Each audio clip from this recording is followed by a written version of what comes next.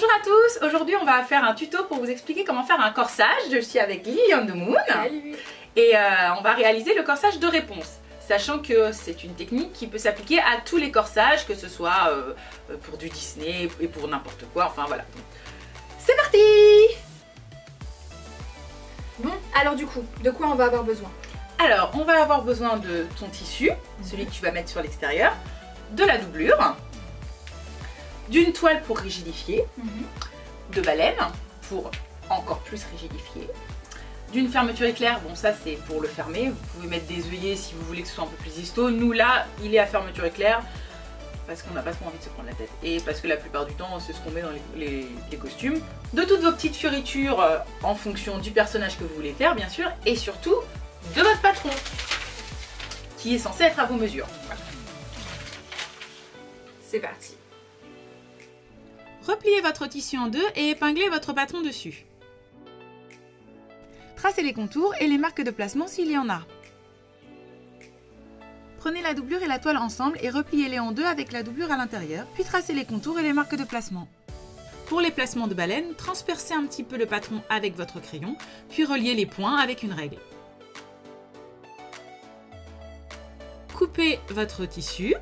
Ici, les valeurs de couture sont comprises dans le patron, donc nous découpons sur le trait. Mais si jamais les valeurs de couture ne sont pas comprises, n'oubliez pas de rajouter 1,5 cm sur chaque bord. Voilà, toutes les pièces sont prêtes. Normalement, vous devriez toutes les avoir en double et même en double épaisseur pour la doublure et la toile. On va commencer par assembler l'extérieur du corsage. Pour que les pièces s'adaptent mieux les unes avec les autres, crantez les parties qui sont incurvées vers l'intérieur. Épinglez vos pièces ensemble en vous servant des marques de placement pour bien positionner les pièces les unes par rapport aux autres.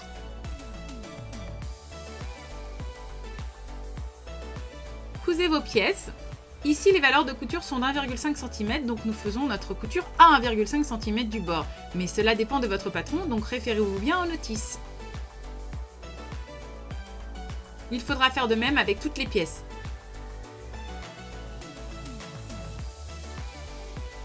N'oubliez pas de faire des points retour à la fin de vos coutures pour éviter qu'elles se décousent.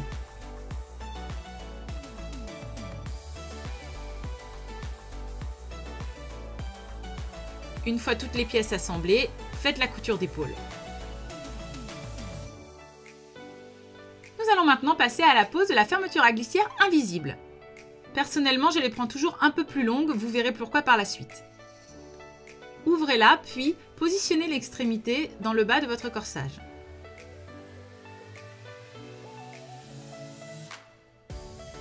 Épinglez pour fixer la fermeture à glissière.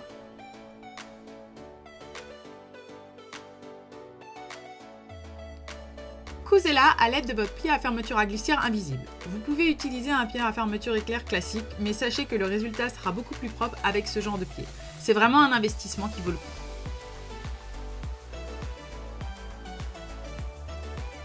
Lors de la couture, n'oubliez pas de bien ouvrir la partie plastique, histoire que votre couture soit le plus proche du bord.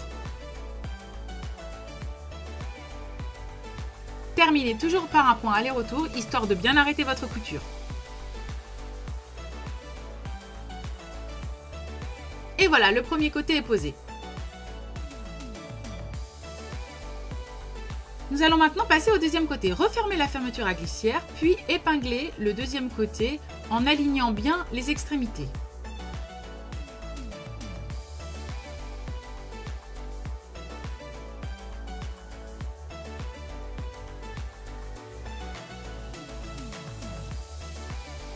Une fois épinglé, rouvrez la fermeture à glissière, puis faites la couture. Comme pour la première partie, écartez bien la partie plastique pour coudre au plus proche et faites des points aller-retour quand vous arrivez aux extrémités.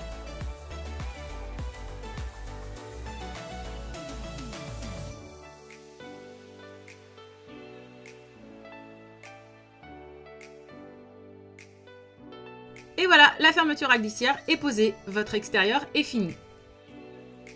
Passons à l'assemblage de la doublure entoilée. Lorsque vous travaillez sur cette partie, gardez toujours la toile et la doublure ensemble lorsque vous faites les coutures.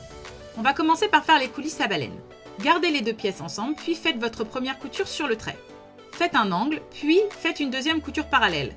La distance entre les deux coutures correspond à la largeur de votre baleine plus 5 mm.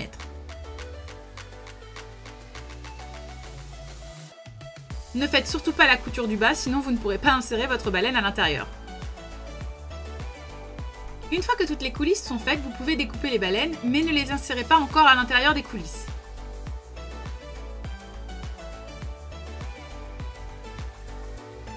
Ensuite, on passe à l'assemblage, comme pour la partie extérieure.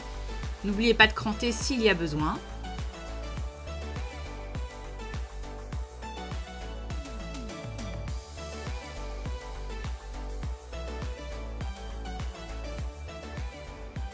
Épinglez les pièces ensemble pour que ce soit plus simple, puis faites votre couture à 1,5 cm du bord.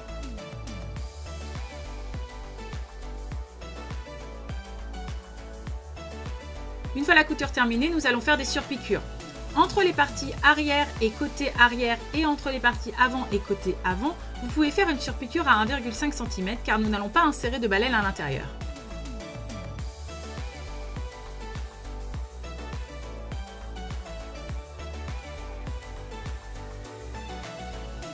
En revanche, entre les parties côté avant et côté dos, il faudra faire une surpiqûre suffisamment large pour que vous puissiez insérer une baleine à l'intérieur.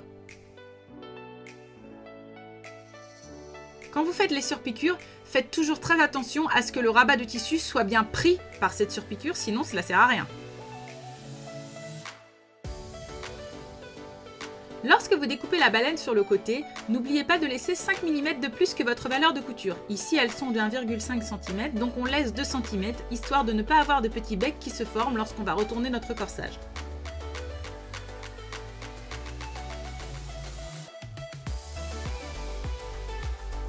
Vous pouvez maintenant insérer les baleines dans toutes les coulisses et refermer avec une couture pour éviter que les baleines ne bougent.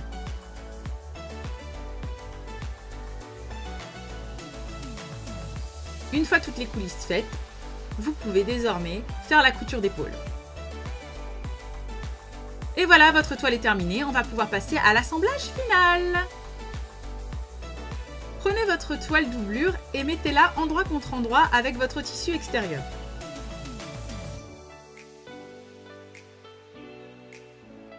Alignez bien les bords et épinglez sur le contour.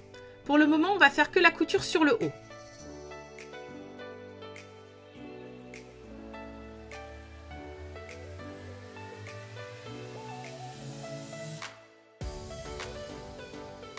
Faites la couture entre les deux parties. Ici, j'utilise un pied à fermeture à glissière parce que j'ai mis un passepoil sur tout le contour. Mais s'il n'y a pas de passepoil, ce pied n'est pas nécessaire. Vous pouvez utiliser le pied classique.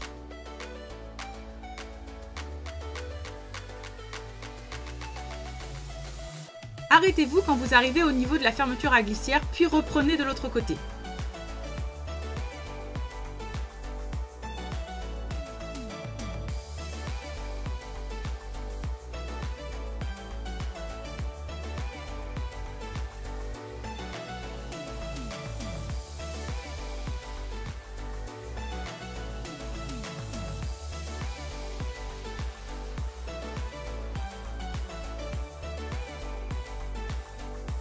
Une fois arrivé dans le bout, n'oubliez pas de faire quelques points retour, histoire de bien finir votre couture.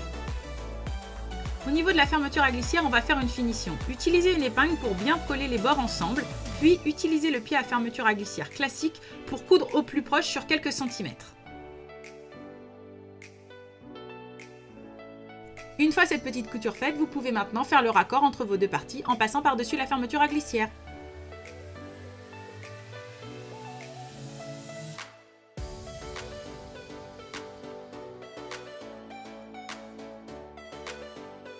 Maintenant que la fermeture à glissière est bien fixée et bien terminée, on va pouvoir tout couper. Dégrossissez le haut, enlevez les surplus de fermeture à glissière, puis vous pouvez, avec l'aide d'un ciseau cranteur, dégrossir les bords histoire d'avoir un tout petit peu moins de matière sur l'intérieur. On va passer à l'assemblage du bas maintenant. Fixez les manches pour que le tissu ne bouge pas, puis épinglez sur tout le bas.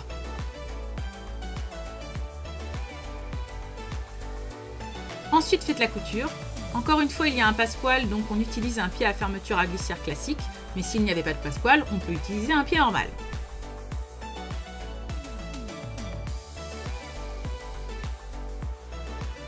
Quand vous arrivez au niveau de la fermeture à glissière, remontez sur quelques centimètres le long de cette dernière, histoire de pouvoir bien couper et bien cranter dans les angles. N'oubliez pas par contre de laisser une ouverture, sinon vous ne pourrez jamais retourner votre corsage.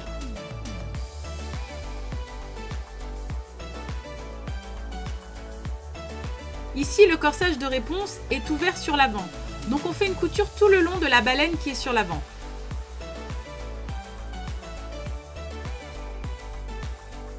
Maintenant, décrossissez les angles avec l'aide de votre ciseau.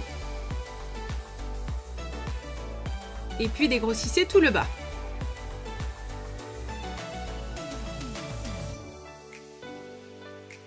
Une fois cette partie faite, enlevez les épingles que vous avez mis au niveau des épaules, puis retournez comme une chaussette votre partie 1 et votre partie 2.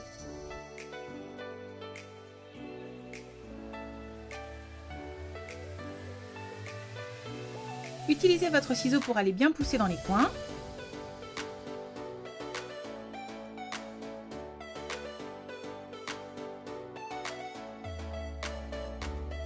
Ici, le fait que la fermeture éclair soit non séparable fonctionne car le corsage est séparé en deux sur l'avant.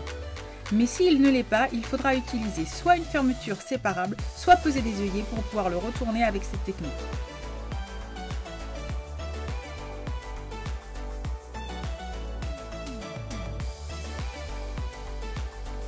Et voilà, c'est terminé. Il ne vous restera plus qu'à faire des coutures à la main le long de la fermeture à glissière pour bien fermer votre corsage.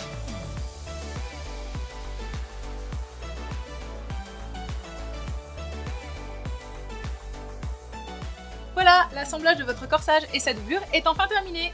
Il ne vous reste plus qu'à finir la customisation et poser les manches. Je vous dis à très vite pour un prochain tuto et n'hésitez pas à partager cette vidéo et à nous suivre sur les réseaux sociaux. Elle, c'est Lily on the Moon Et elle, c'est Nat Cosplay. À bientôt mes petits loulous!